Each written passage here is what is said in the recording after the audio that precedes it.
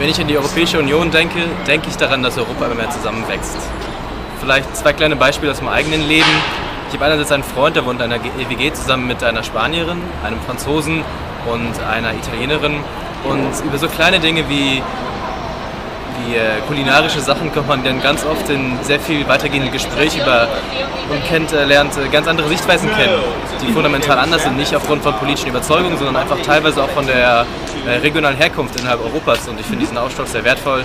Deswegen fand ich es persönlich auch sehr schön, früher die Möglichkeiten von Austauschen wahrnehmen zu können, die von der Europäischen Union mitgefördert werden und gleichzeitig dann diesen ganzen Aspekt der personellen Freizügigkeit genießen zu können.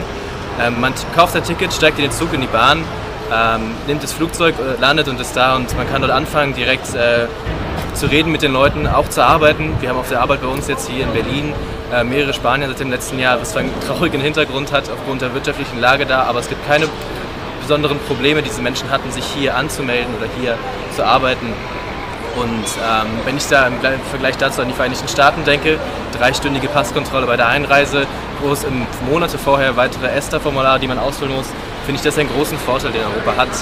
Und finde es eine sehr schöne Sache, die kulturell bereichert, andere Sichtweisen näher bringt. Ich finde zwar nicht, dass die Europäische Union besonders kompliziert ist, würde mir aber trotzdem wünschen, dass die verschiedenen Organe besser ins Gespräch mit den Leuten kommen. Und zwar in der Hinsicht, dass sie auch ihre eigenen Vorteile und ihre eigenen Projekte besser bewerben und besser erklären.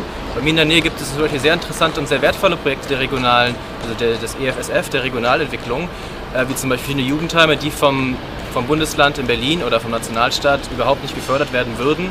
Und da würde ich mir wünschen, dass die Europäische Union einfach mehr auf die Bürger zugeht und den Leuten zeigt, was sie hat. Und dass in der europäischen Debatte vielleicht so etwas gäbe wie 5 Minuten vor der Tagesschau oder in anderen nationalen Formaten, wo über europäische Inhalte geredet wird. Denn das fehlt mir noch so ein bisschen, die europäische Debatte über Europa in den verschiedenen Ländern.